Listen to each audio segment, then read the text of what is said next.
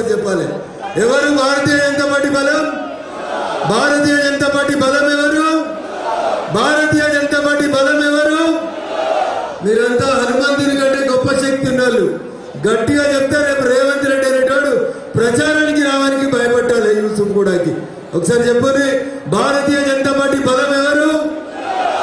ముఖ్యమంత్రి సిగ్గు తప్పి కాంగ్రెస్ అంటేనే ముస్లింలు, కాంగ్రెస్ బలం ముస్లింలు.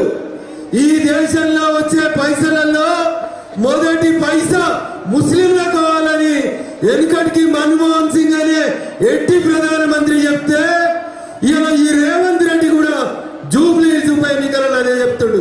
మనకు రావాలా వద్దా ఫలాలు? సప్పుడు ఫలాలు హిందువులకు రావాలా వద్దా? పెద్దమ్మ గుడికి జాగా కావాలా వద్దా?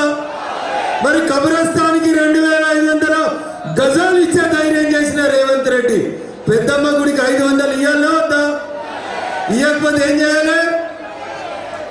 ఏడెక్కాల రోకల్ బండలు 11వ తారీఖు నాడు సీరియల్ నెంబర్ 1 మీద కమలం గుర్తు మీద మనం ఒత్తుడు రేవంత్ రెడ్డి కుర్చీ కిందికి మూసి నది నీళ్ళని తేవాలా?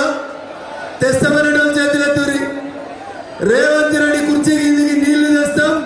11వ తారీఖున సీరియల్ నెంబర్ 1 కమలం గుర్తు మీద ఓటేస్తామనడం చేయలేత్తురి.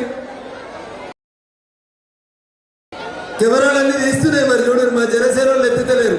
2 చేతులు ఎత్తురు వయసు పిల్లలు. ఎంత సీరియల్ నెంబర్ ఎంత?